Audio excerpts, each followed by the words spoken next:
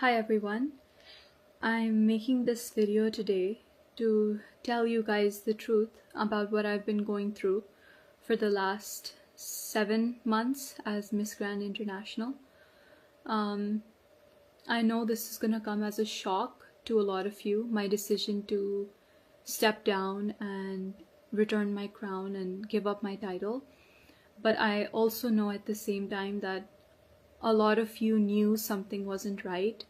You could sense, I read all the comments, so I know a lot of you could tell that my reign wasn't going very, very well, and there were issues with the organization on their end, and I just want to be completely transparent for all of you. I want you to know the reasoning behind this. You've supported me so much. Even now, and you deserve to know the truth. And more than that, I'm doing this because there are so many girls all over the world who have the same dream that I did when I entered this competition, and I wanted to win the first crown for India, and I did win the first crown for India. And I want those girls to know the truth about this organization, about the people who have created this system, and I want them to understand what they're signing up for.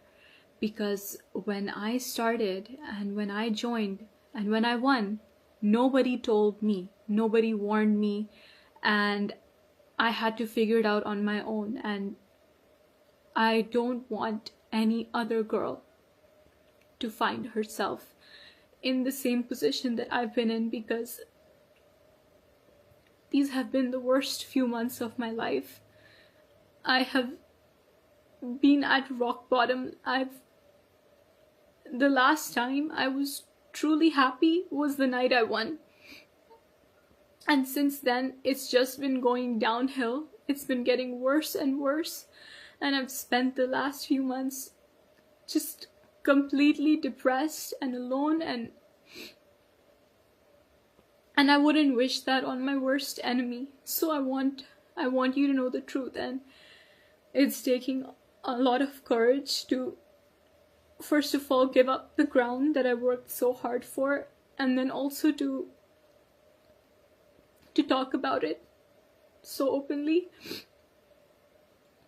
But I don't want anyone else to be in the same position as me. So that's why I'm doing this.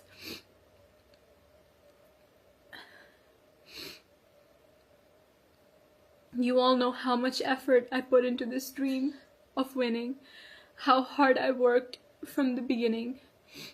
And that's true for so many girls who join.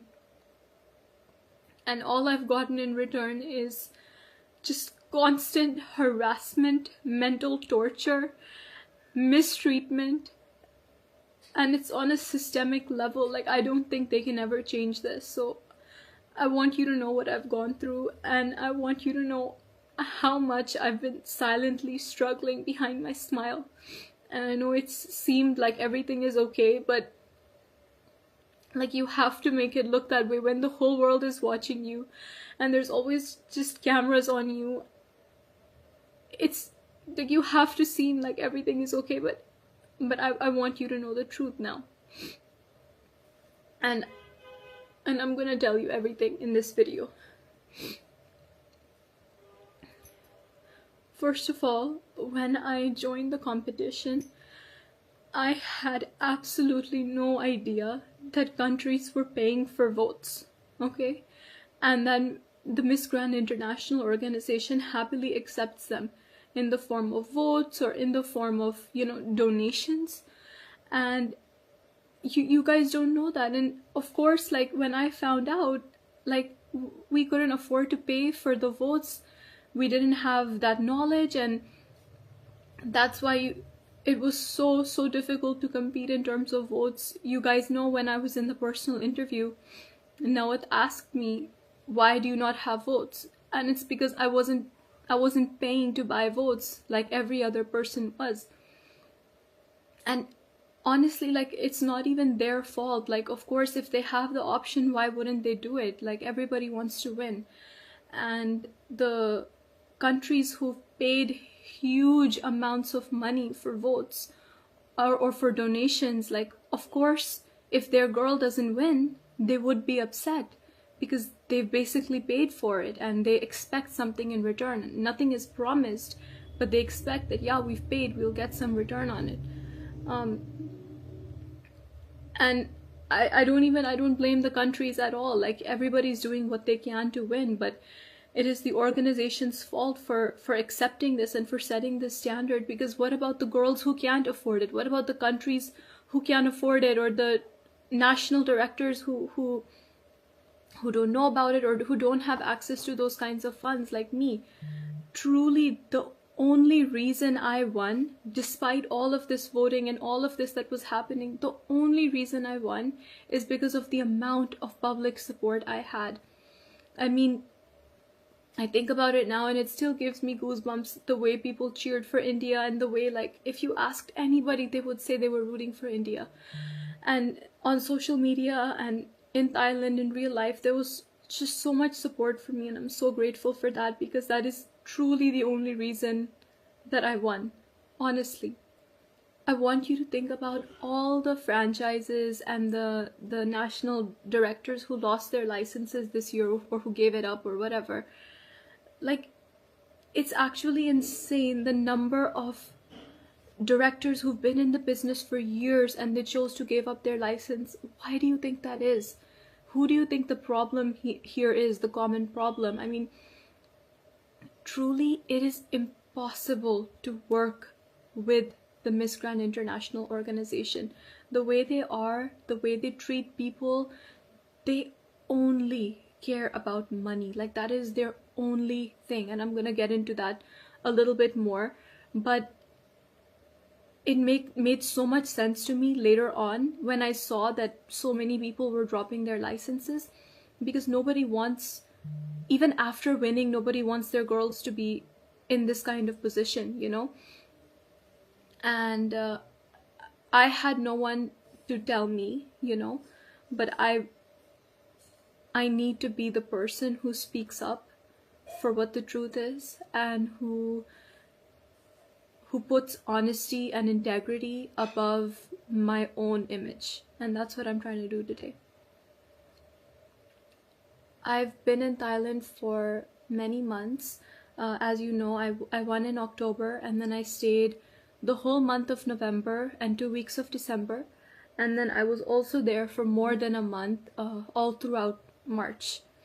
So I've spent my fair share of time over there. And during that time, I mean, it's unbelievable how they treated me. They couldn't even provide me basic amenities. You know, you think after winning that, oh my God, like, it's a dream come true. The organization is going to take care of everything for me. But that's not true. Immediately after winning, they moved me into a cramped hotel room, a small little hotel room where even all my suitcases, they couldn't open properly. Like, there wasn't enough space for that. And I lived in that hotel room for more than a month. More than 1 month. And from there, they shifted me to a dilapidated house, okay, which was way on the outside of the city, like an hour or an hour and a half away from the city center, from MGI Hall, the office, everything. And over there in the house, I had no car. They didn't give me any way of getting around. So I was basically stuck in the house until they decided that they need me for something, even in the month of March. I had no car. They did not give me access to like a Thai phone number or anything. So I had to buy a phone over there. I had to buy a Thai phone number so that I could stay in touch with my friends and family, because I was staying there for so much time, you know. They did not provide me any food at all. You know, I requested them multiple times that, you know, like, there's no pots and pans in the house. I can't cook. Like, I could maybe go and grocery shop and then cook for myself, but there were no pots and pans. There was nothing. So I said that, you know, could we at least please, like, like I'm vegetarian, so it's very simple. Like we could just make sure that the fridge is stocked with, you know, fruits, and just fruits, so I can like cut it and eat it, you know. And my mom messaged them also that, you know, she's all alone and can we just make sure there's some fruit in the fridge for her. They couldn't even do that. I had to order food on Grab, which is like their Uber Eats. I had to order food every single day, okay? It would take 2 hours to come because it's so far away, all right? And how am I supposed to stay healthy or take care of myself when I can't like eat home cooked food or anything? And it was just so bad. Like most days I would either end up eating whatever junk I had, or I wouldn't order food because it's so far away that the drivers would end up canceling, you know. And I requested multiple times, you know, I have the messages like, please can we make sure there's food? Like it's their responsibility, you know. I'm there with them, with that organization. They should at least make sure that they're giving their queen food to eat, you know, if not meals or something. And I didn't, like, I couldn't keep pushing, so I dropped it, and that's how I spent my weeks over there, you know. It was so difficult. And then of course, like, they have a problem. Like I asked them, you know, I'm living here for a long time, like I need access to a gym maybe or something, you know, because obviously you have to keep taking care of yourself, like that's the job, you know.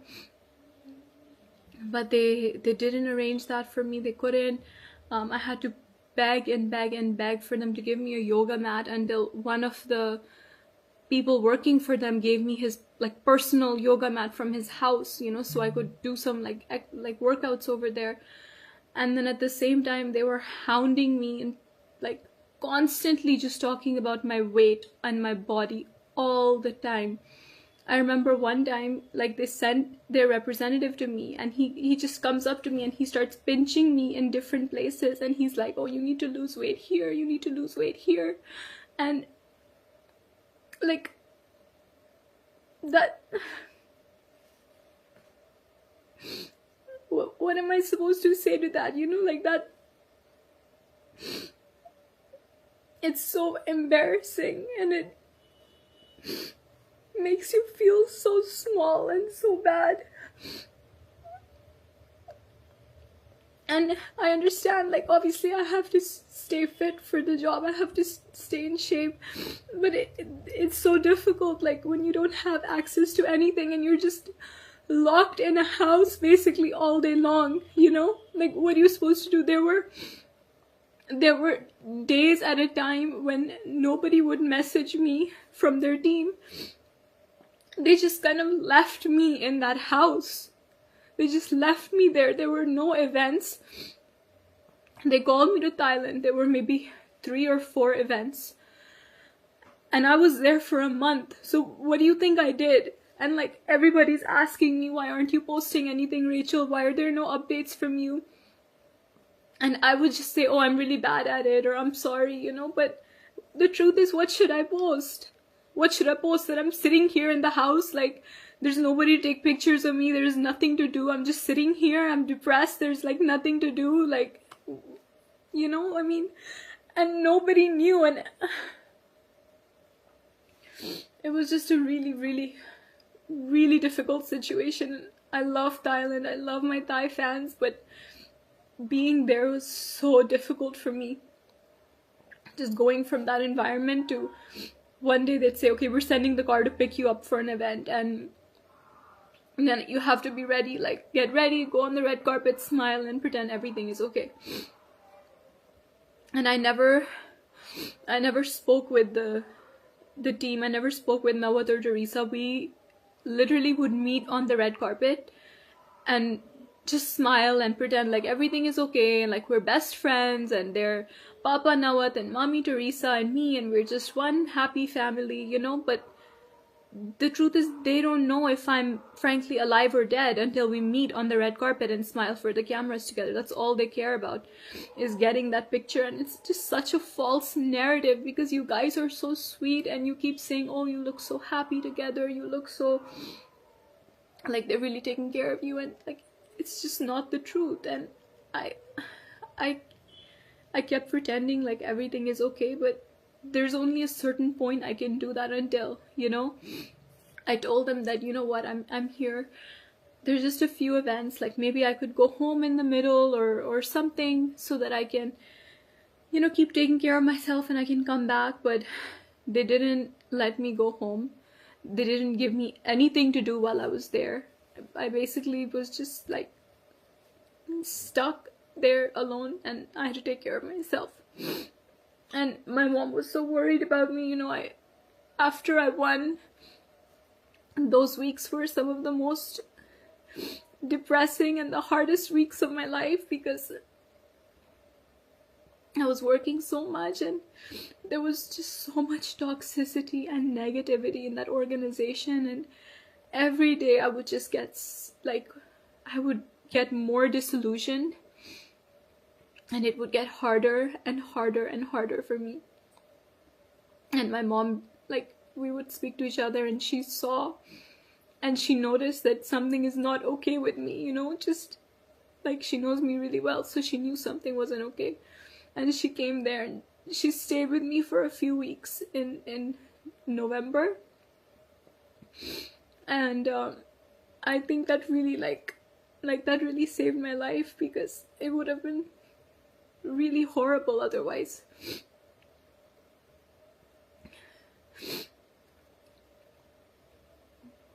There's also like no safety whatsoever. And I'll explain what I mean by this. Is number one, in the house is really far away. Like I said, it's in a quiet little neighborhood on the outside of the city, far away from everything. Like, nobody would check on me for days, you know. Sometimes I would get a message, hey, are you okay, you know. And when I was there, obviously, like, you know, I'm paying for my own food, I'm, you know, paying for a lot of things by myself, paying for my own outfits and everything, you know. And I had to bring cash with me, you know, in dollars or in Thai baht. And my parents, like this is so embarrassing, but I expected after I won that you know, I'd be able to support myself financially, like with the prize money and everything, you know. It's like a dream come true. And obviously you don't try and win for the prize money, but it like adds to it that, yeah, you've won something really big. And it's only after I won that I realized, like, their contract says that the prize money will be paid like in its entirety at the end of your reign. And before that, there's only like a monthly stipend of a small amount, you know. And I was paid my monthly stipend for just the first month, okay, just for the month of November. And they didn't pay me at all after that. And it's so embarrassing. Like, every time I had to go there, like, I would ask, you know, my parents, I would ask them to, like,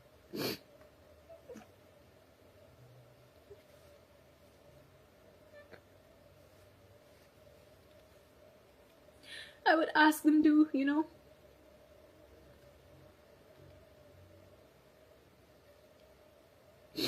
I would ask them to give me money for food, you know, and because I had to, like, take care of that myself. And so they gave me, you know, cash in dollars. And when I was there at the house, obviously if I leave for an event or I spent a week in another province, I had to leave most of my stuff in the house, in my room. And you know, by the way, like, when I won, like, a penthouse was promised to me. Like, they showed me a penthouse and they're like, this is gonna be yours, you're gonna live here. But that wasn't the case. It was either the house or they offered to keep me in the same hotel, but I literally could not live in that small room anymore. It was like too much for me.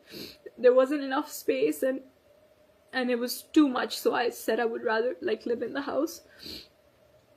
And so I used to keep my cash there, like in my suitcase, hidden inside.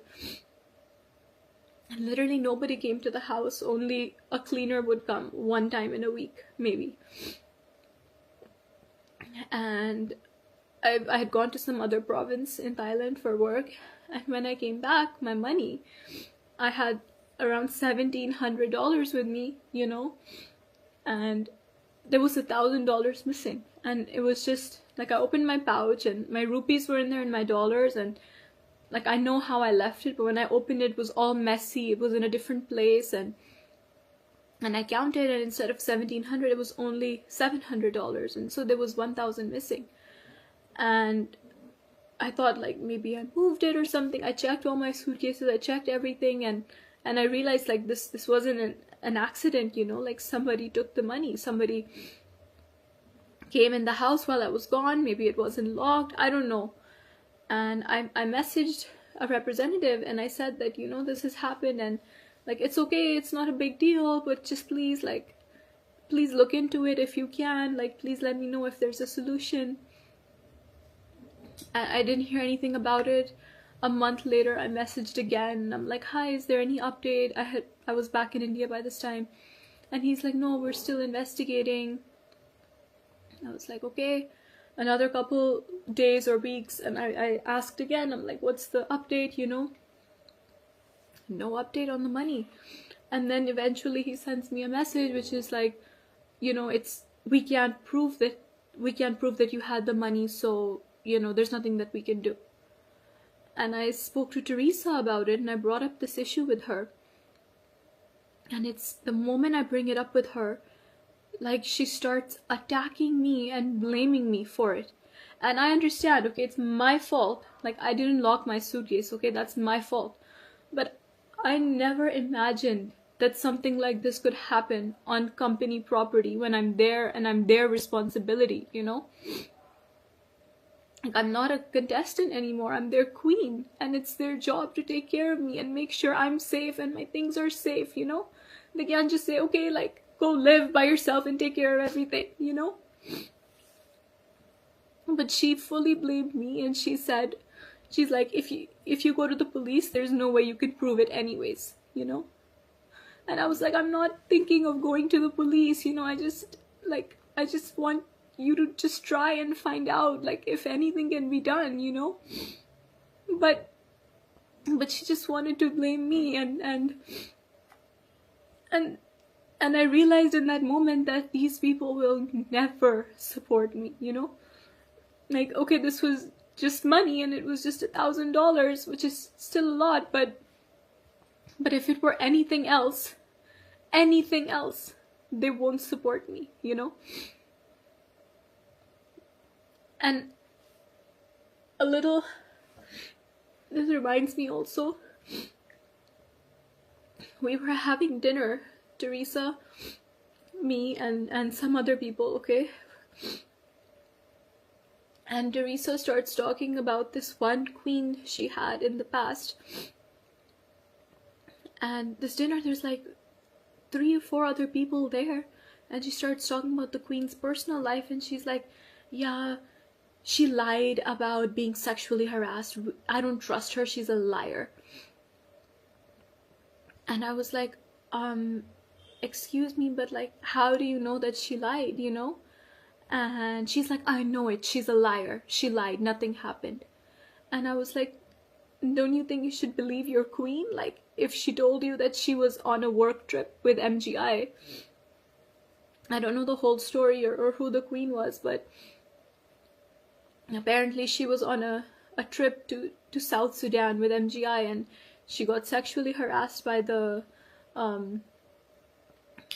general manager of the hotel. And she told Teresa, and Teresa says, I asked the general manager, he said nothing happened, I just dropped her in her room. And I realized in that moment that that poor girl was probably sexually harassed, and she told the only people who she had at that time with her, who was Teresa. And they didn't believe her.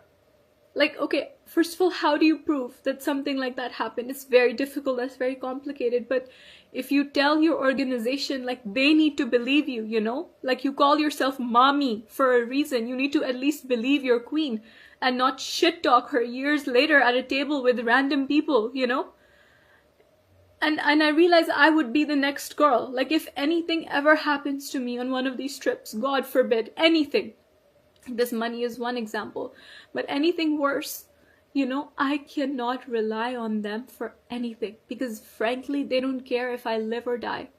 As long as I'm there to smile at their events, as long as I, like, keep my body, like, super skinny the way they like, they don't care if I live or die.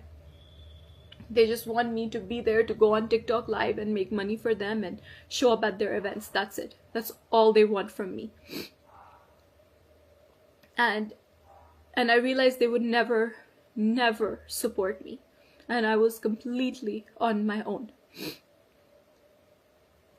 I mean, genuinely, when I say that they only care about money, I mean it. They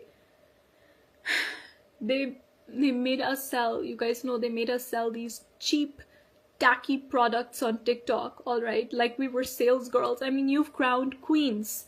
Girls who, like, we have careers in our country, we do things, we're well respected, you know? And they're making us sell cheap products on TikTok because it makes them money. And you can't say no because the boss has asked you to do it. But I used to feel so guilty, you know? Like, people are spending their hard-earned money to buy these, like, disgusting cheap products, and like nobody has the power to say no. Like, if they say, hey, we need you here for TikTok live, you just show up and you do the TikTok live. That's it, you know? And I felt really, really guilty for misleading the fans, because they'll, like, the fans will buy just to support the queen who says buy it, you know? That's what's so special and amazing. But like, it baffles me. Like, you have women, you know, like me, for example, a person who's a speaker, who wants to, like, talk about issues, who wants to create change in the world, who has so many ideas, not just for business but for philanthropic work, and you want her to sell, like, chili paste and chili sauce and, like, random things on TikTok? Seriously? I had so many ideas to work with underprivileged children, which I was already doing in my country, and also in Thailand I'd worked with an NGO which I really love, and I wanted to raise awareness because now I have the followers, and that's what I always wanted. You guys know, in my interviews I said the reason I want to win is to bring attention to these matters, is to use my advocacy, you know? Otherwise, what's the point? Like, I'm not doing this for the money because I never got the money. I'm not doing this for the fame, all right, because you have to be popular before you win MGI in order to win. Like, the only reason I'm doing this is so that I can use my voice in a way that matters, you know? Not selling on TikTok, but actually working with charities. Like, they use this whole stop the war and violence thing, but it's all fake. It's a facade. Where is the stop the war and violence? Like where is the work? Where's the advocacy work for that? Like, I'm here, I'm ready to use my voice, I'm ready to work with an NGO, but they don't want to do that because it doesn't make money for them. And I've heard them say, like, now it literally says that this is useless, people don't care about it, it's not entertaining, and it doesn't make money, so we're not going to do it. Like, I'm sorry, but it's not all about entertainment. Being a queen, that's not what pageantry is about, you know? It's about being a global public figure who uses her voice for good, you know? Not these cheap entertainment tactics. I had plans when I was there. I wanted to go to charities. I wanted to visit a blind orphanage, and also, you know, other, like, slum areas that I had worked in before, and they didn't let me. And they said that it's because, like, we don't have production team, you know, blah blah blah. They made up reasons. Obviously they didn't want to because it's not paid. And I said, I don't need production team, like, my day is free, I'll just go there and, you know, I'll be able to, like, bring some attention to the cause. And they said no. Like, you can't. And so I feel really bad when people ask me that, like, why did you stop your advocacy? Because, like, I wasn't allowed to. And what is the point of winning, of having followers, of people listening to you? What's the point of wearing India over here, and if you can't actually help in any way, you know? It's completely useless. And I remember after winning, they called us down to the MGI headquarters, okay? And they gave us all our contracts 1 or 2 days after winning, I'm not sure when. And I don't know if I can explain that situation properly, but when they gave the contract, it was like a gun to the head. Okay, it was their pen, their paper, their office, their contract, their rules. And we were expected to just sit down, shut up, and sign it. That's it. I remember I personally stepped aside out of the meeting with all the girls to have a conversation about the contract, because mine was different, and I had a couple questions. I wanted to see if there's, you know, anything I can like negotiate, because the contract is obviously very one-sided. Like, it's only there to protect them or benefit them. It doesn't guarantee me or promise me anything. It doesn't protect me or protect my rights in any way. But it's like the whole world is like, India had just won for the first time, and I was seeing people's reactions, and everybody was so proud, and there was so much support, and everybody was so excited. There's no question of, hey, I can't sign the contract. You know, you have to. The whole world is watching you. You just won. You have to sign it. There's that pressure. And the way they approach the situation is like, you sign it. If you don't want to sign it, no problem. You can leave. That's the attitude going into it. I asked, I'm like, you know, can we negotiate this at all? Can I request that we discuss this? You know, my lawyer would want to maybe read it and negotiate. And Teresa was like, no. She's like, if you have a problem, if you don't want to sign it, don't sign it. Tell me right now.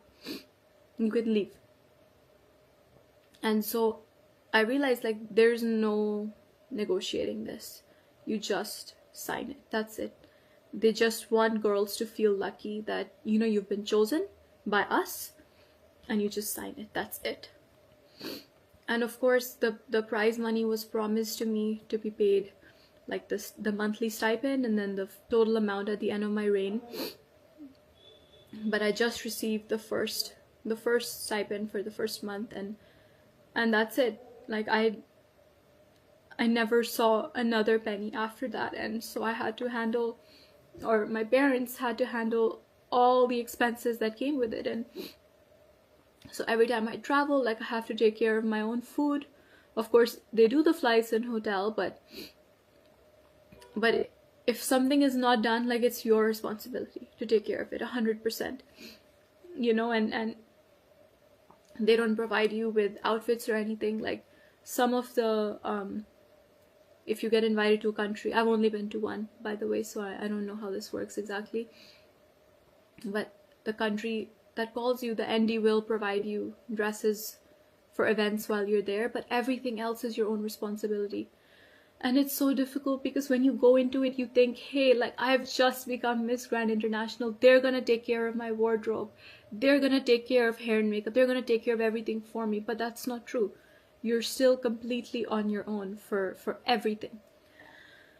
And of course, my reign was particularly difficult for me because of the issues with my national director and the international organization.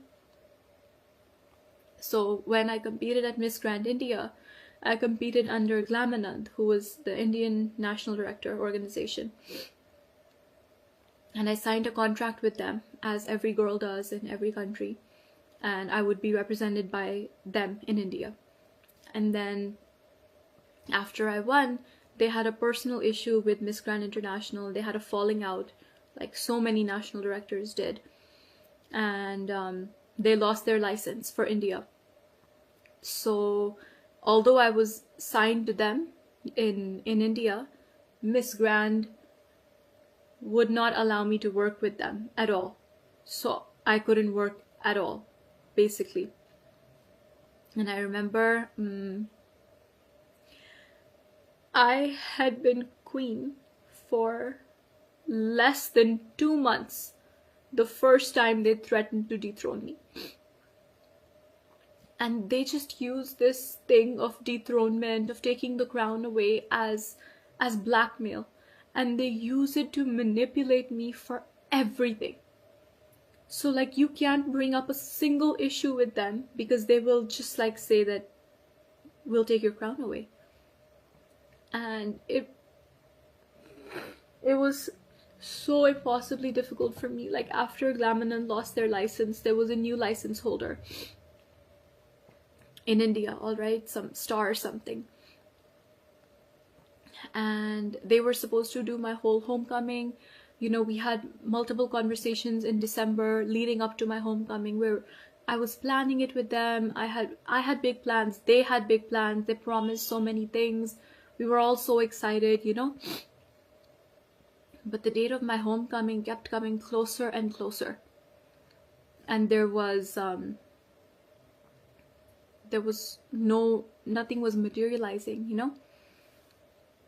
And up until the moment I landed in the airport in Delhi for the homecoming, these people, the new organization, hadn't even taken permission from the airport authorities to host my homecoming there. Like, can you imagine? My plane has landed, I'm coming out, there's no permission. I'm blessed that my dad, he was there, he handled everything. He called his own contacts, you know, the marshals in the airport, or I don't know what, but he got at the last minute the permission for us to have the homecoming there. Otherwise they wouldn't have let anybody stop in the airport. They wouldn't have let the crowds in, they wouldn't have let the band or the, you know, the pundits who were doing the prayer, the roses, the flowers, everything, the red carpet. None of that would have been allowed. And he did it last minute, all on his own, with no support. Same for my Jalandhar homecoming. My dad had planned this amazing, like, a parade with like circus performances and like media, news, everything. Like, he arranged it himself.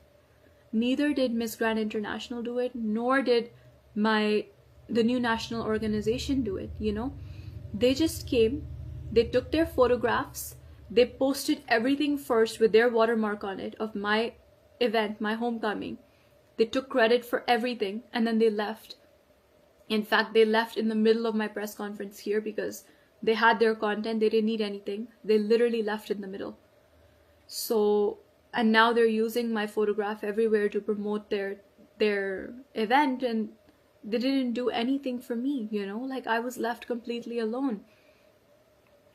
I couldn't work with the people I had a legal contract with Glamanand, and because MGI and the new people wouldn't allow it, and I couldn't work without Glamanand either because that's who I have a contract with. So I'm literally stuck over here. And when I'm in India, like, there's nothing I can do because of these issues, and just constant threatening messages from MGI saying we'll take your crown away. I had to let go of so many opportunities, big interviews by like I don't even know if I can say. I had to let go of a lot of really, really big opportunities simply because I wasn't allowed to take them. I couldn't because I was stuck. And so all the comments that are like calling me jobless and like saying, you know, why is she not doing anything? Why is she not posting? Why is she not updating? Why are there no appearances? Literally because I wasn't allowed to. And can you imagine how difficult and stressful it was for me? Because when you win, you expect your life to change overnight. That's what I expected. You expect that everything is going to be perfect and you're going to get all these opportunities and offers and it's all going to work out. But that's not the case. That is not the case at all. And I had to struggle and fight, and I had to sit home and do nothing because I had to say no to everything that was offered to me in India. So whatever duties were given to me by MGI, I did all of them. I was at every event. I did everything. I did not work outside of them at all. All right. At most, I would do 1 or 2 unpaid things because, like, I'm not getting paid, so I'm allowed to do it, you know. But other than that, I would just do nothing. And this was like the hardest thing of all, hard to explain to all of you. Like it feels like such a weight off my shoulders now to be able to tell you this, honestly. I was so excited to travel. Also, you know, their favorite sentence to use is more than 20 countries. You're gonna travel to more than 20 countries. What traveling? Like, I'm sorry, but it's May. It's May. I've been queen for 7 months, all right, and I have traveled to one country with MGI, just one. That's the Czech Republic. That's it.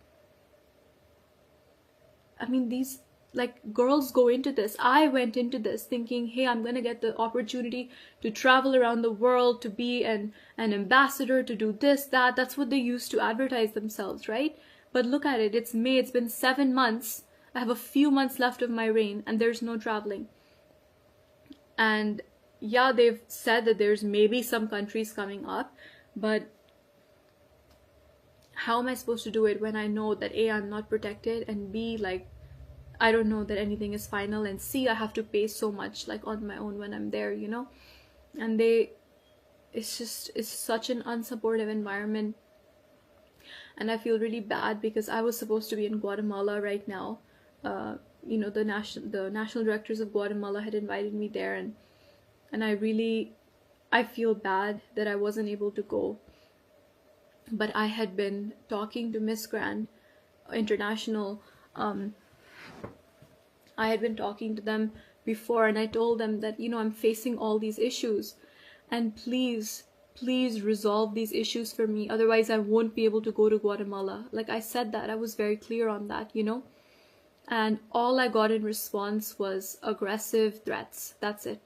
They said, we're gonna go to the police, we're gonna do this, that, we're filing a case against you. And all I wanted was for them to say, you know what, Rachel, I'm sorry you're having a difficult time.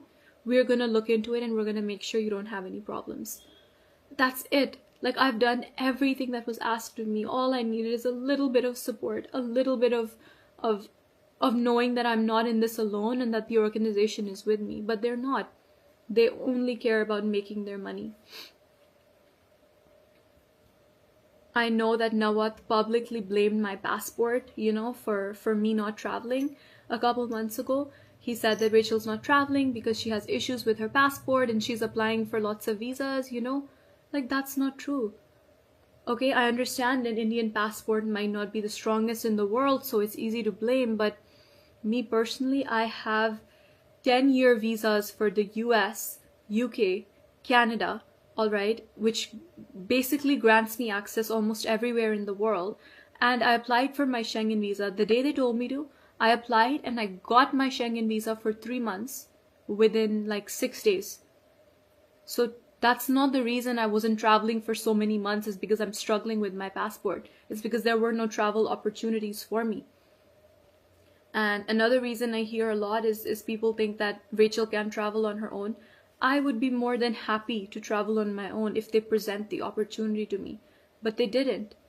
And I'm like, I've been here, I've been ready to work, ready to be queen, ready to actually have the reign that was promised to me. But like, I'm not being offered those opportunities. Like, I've only been to one country. That is so shameful and embarrassing. And even that trip, like, I will never forget my trip to the Czech Republic, because the Czech team is so nice and sweet and amazing, and they put on an incredible event over there. And I remember the day after the event, Teresa, me and the national director, we were together, and she starts yelling at the national director, telling her that she had a bad show and that she picked the wrong winner and just XYZ, like lots of issues. She went on for an hour yelling at this woman who is a grown woman running her company, living her life, doing her best, who got so many sponsors, who did such an amazing job. And she yelled at her until she cried. And I realized in that moment, like, if Teresa can yell at this woman like this, like, what am I for her? I'm nothing. What are any of her queens to her? They're nothing. You know, they call themselves Mommy Teresa and Papa Nawat, but you can't just call yourself mom and dad. Like, you have to act like it. You have to protect your daughters. You have to be there for them. I'm sorry, but they couldn't be the furthest thing from parents. They are cold-hearted business people. They just want to extract your use, make money off of you, and that is it. That's all they care about. And the other thing they care about is how you look. That's it. I remember after winning, the first time I sat at an event with them for Miss Grand something, whatever, I don't remember which one it was, but the girls were performing on stage, and I was so excited that I'm finally sitting on the other side of the stage, you know? I'm not on the stage, I'm on the other side, and it's such a proud moment for me. And I was sitting with them, and I heard the way they speak about these girls. Girls who they're giving their heart and their soul performing on stage the way all of us do. And I was there to hear the conversations about how they judge them and how they speak about them. The kind of derogatory, body-shaming, disgusting, deplorable comments they make. Like, I can't even say that on camera. I would never speak about another person that way. Saying like, oh, she's all right, but her knees are too fat, you know? She'll never win because of her knees. Like, every aspect of the body is pointed out for every girl, all right? Like, she's to this, she's to that, this is to this to that. And I don't know about you, but like, I can't sit through that.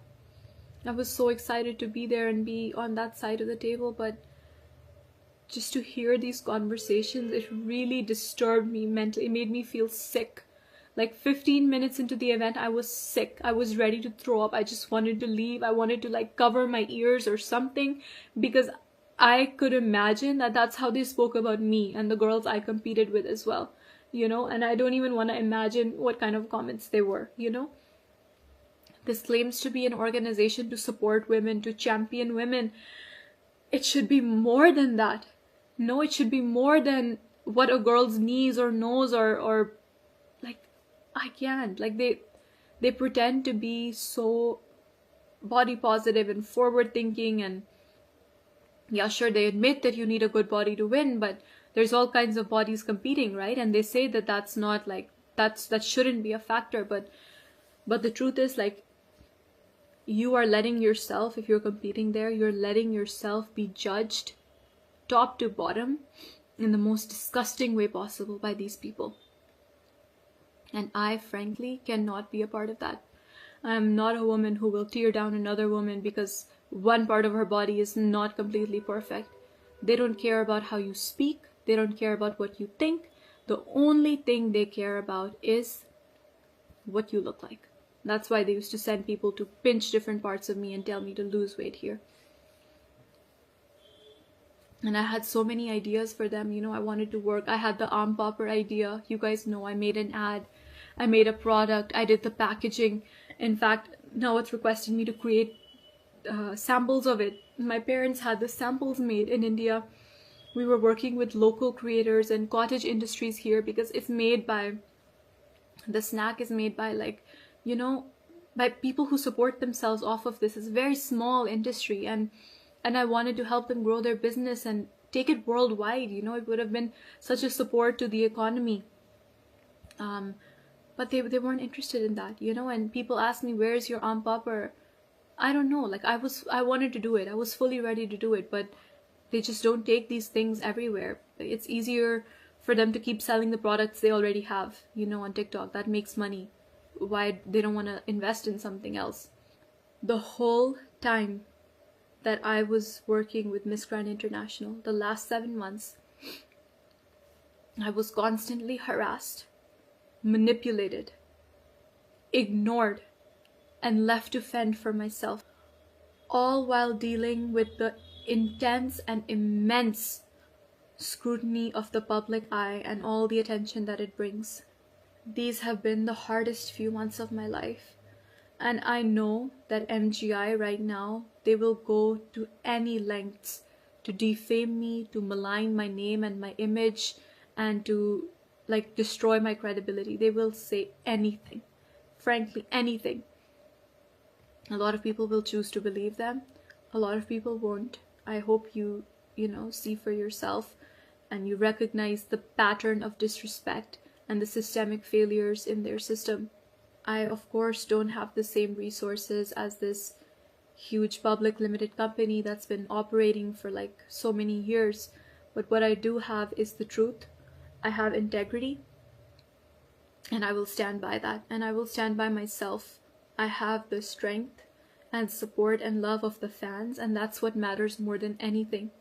Don't forget, alright, if you're a person, a fan who supports this pageant or supports any pageant, you have the power to decide where people's attention goes.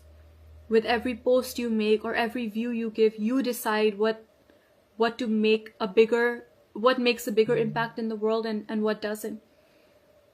And if you're thinking of supporting this pageant, or if you're a girl who's thinking of, God forbid, thinking of competing in this pageant, please go into it completely aware of all of these things.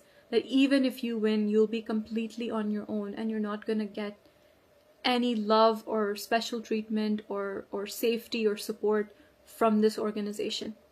The organization, the Miss Grand International organization, does not care about you. It does not care about its queens. All it wants is to use its queens until the queens are not useful. And I could not be a part of this anymore, which is why I chose to give up my title and to resign. I know there will be a lot of queens after me. There were a lot of queens before me. Queens are gonna come and go. It's not gonna end everything, this video right here. But I hope it at least sheds the light on the truth for some girls and some fans and some people who will think twice before supporting this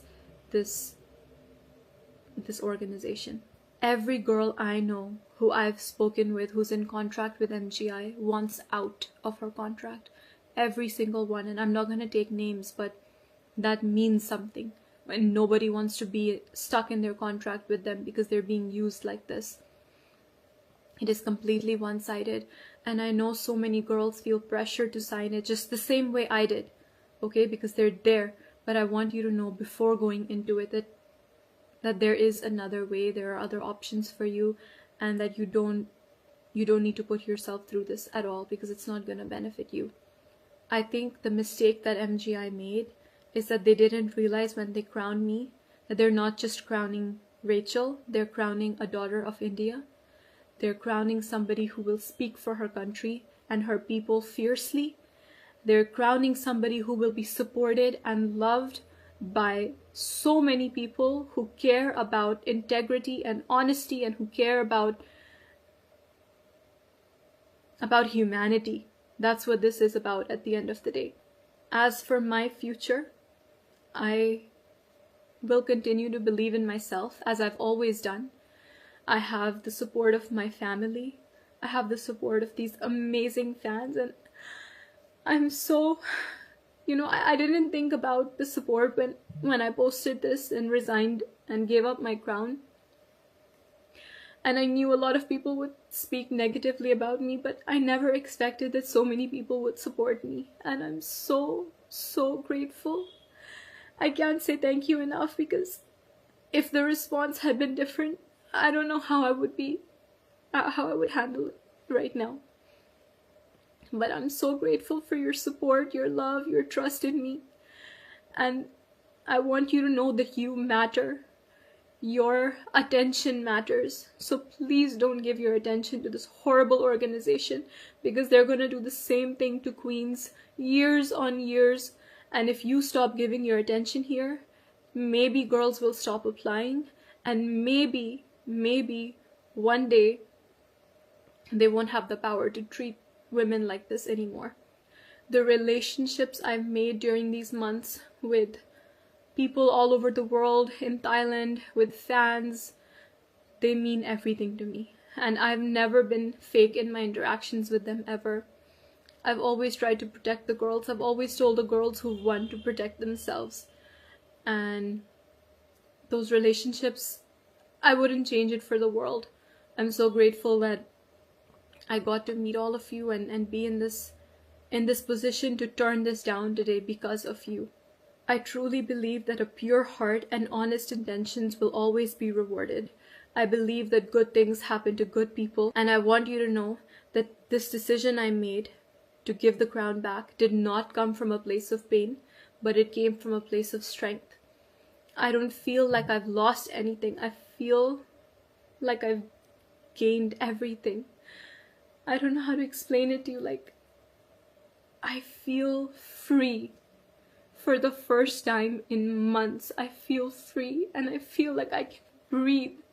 And I've just been drowning for so long, and now I feel like I've come up for air. And I have my life back, and I'm so grateful for that. And no matter what happens, I hope that I've at least helped one or two people by sharing this and being honest with you today. And I just want to say that I'm really grateful. Thank you so much for your love and support. And I love you so much. And there's only up to go from here, and we're gonna do bigger and better things in life. Thank you again for your love. I love you so much.